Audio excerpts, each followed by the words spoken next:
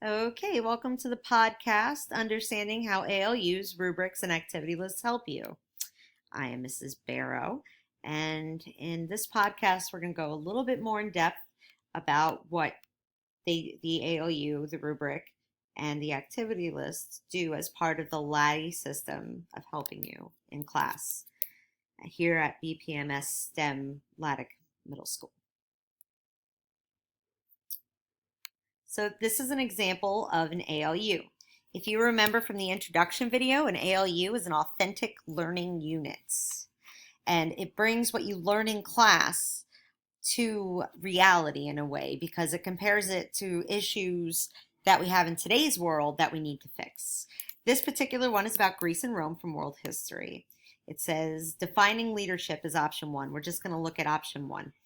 It says, when employers and colleges are looking for potential candidates, leadership is important. This quality has been in increasing demand over the last decade, but why? Okay, this beginning part is explaining to you a problem that we have in the world today. If you skip the quote, it says, ancient Greece and Rome had several examples of strong and weak leadership over the course of history. Leaders of government, innovation, and ideas dominated the course of Greek and Roman history. So you know that Greece and Rome had good leaders. They had a solution to this problem. So using your knowledge of leaders in these two time periods, create an advertisement for the leader America is looking for. So what it's saying is, from what you learn about Greece and Rome and their leaders and what made a strong leader there, you could apply for today and make an advertisement looking for that person, because in the real world we make advertisements for jobs that we need, and in the real world that's a serious problem we have right now. So as you can see, the ALU brings the content that you're learning in class to the world today and problems that we have. Now, how can you do this? It seems like such a big task to complete, but if you look at your rubric, it tells you what steps you need to take to get there. Now, we're not going to look at the whole rubric. We're just going to look at enough of it so you can see how it applies to the activity. If you look, there are 4 levels of learning that we mentioned before in the video. It's novice, apprentice, practitioner, and expert.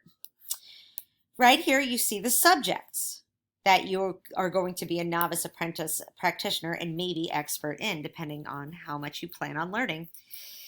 If you look for early Greek geography and civilization, the novice level says that you're able to list some geographical features of the Greek world, describe early Greek civilizations and society, recognizes the characteristics of the Minoan and Mycenaean migration and settlement, and identifies terms related to the early Greek city-states. If you could do all those things, you've passed novice and you move to apprentice.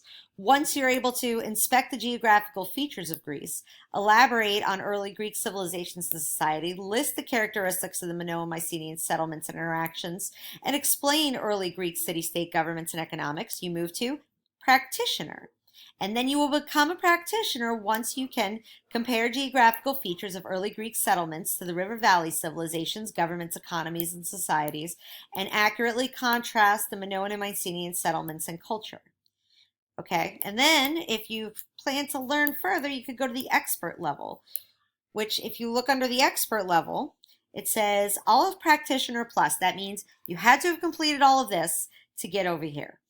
And that means you can do all this and then connect the government leaders of Greece to our government today, which if you remember comes from the ALU, and criticize or defend the Minoan and Mycenaean lifestyles, which could also be part of the ALU because they had several leaders. So that is how the rubric connects to the ALU, and these are the steps you take to get to where you need to be to complete the ALU.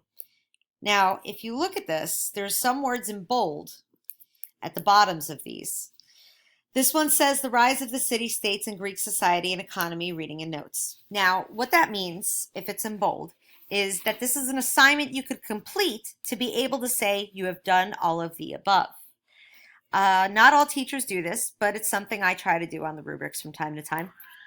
Over here, if you look, it says the rise of city-states and Greek society and economy, graphic organizer, or questions. So if you're able to complete that, you're at the level of apprentice. And then practitioner says the Indus River Valley and Greek geography double bubble. And if you're able to do that, you've met this requirement. And then Ed puzzle in the Minoans and Mycenaeans. If you complete that, then you've met this requirement. So this is really just set up all nice and easy for you to know exactly what you need to learn to be able to complete your ALU and to be able to meet your goals in 6th grade. So where do you find these activities? How do you know when you can do these activities?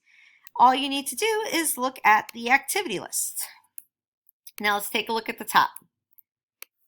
Activity lists give you options on the far left, minutes to complete the assignment on the far right, and then your choices for the activity. I is individual, P is for pair, G is for group, SG is for small group, WG is for whole group, and sometimes you'll see PG, which is the project group. Red type means that this is an assignment that is worth points. Now you complete the assignment list in the following order: novice, apprentice, practitioner, and expert. Just like on the rubric, you cannot reach apprentice until you become a novice. So scroll down. And if you look, there's a section that says novice. Usually it'll have the section name right here, but last year we didn't do that, so it's not there. This will tell you your options for the assignment. These assignments are required. Underneath the word that tells you your options is the word that tells you what part of the learning process this is. So when you do these things, you are learning what to do. You haven't practiced it, you haven't utilized your skills yet. And then again over here, it's 20 minutes, 10 minutes, 15 to 20 minutes. Scroll down and you'll see another option under apprentice. It says choose one. You could choose one of the assignments. You do not have to do more than one. You get the same amount of credit for only doing one. It says learning and practice. So this one, you learn the assignment and you're able to practice your skills. All 3 of these options take 30 minutes. If you look, there's another one that says choose one, learning and practice, and then required learning and practice. Now remember, required means you need to do this no matter what. And this one should take 20 minutes. Also, if you take note, the rise of the city-states, if you look up here, all 3 of these are rise of the city-states, correlates exactly to novice on the rise of the city-states over here. So basically, when you complete those, you're on the novice level, just like mentioned earlier. Scroll down and we have practitioner. Now, if you look here, there are links inside of the activity list. Obviously, if it's printed out, you're not going to be able to use those links. Sometimes teachers will have QR codes somewhere on this page so that you could scan it with your phone and start the activity on your phone. If it's a digital activity list, you can easily use a link.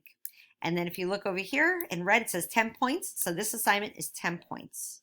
If you look over here, it says choose one practice. You might say, oh, but Miss Barrow, if I don't do this assignment, I don't get 10 points. Yes, you do, because the other option here is 2 5-point assignments. Either way, you get 10 points. You just decide how you want to make your 10 points. And then last but not least, on every list is optional.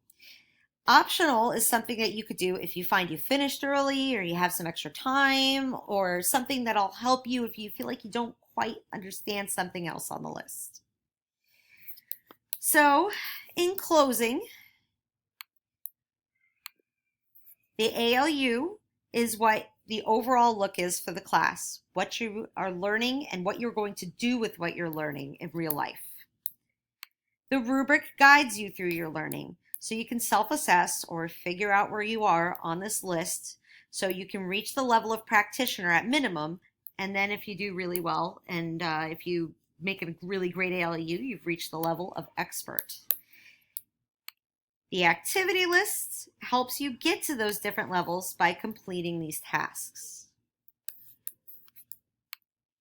So that's it for this podcast. If you need any further help, feel free to email me at lbarrow@pasco.k12.fl.us.